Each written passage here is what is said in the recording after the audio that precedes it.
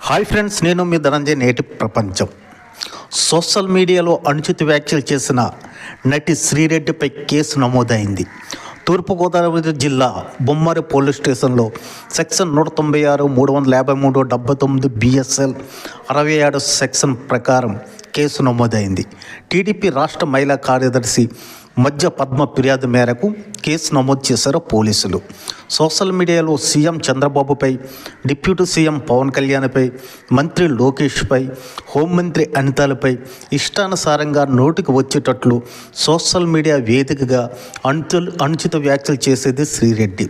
Social మీడియాలో ఎంతటి వారినైనా చాలా తప్పుడు పదజాలాలతో చాలా చులకనగా మాట్లాడేది శ్రీరెడ్డి.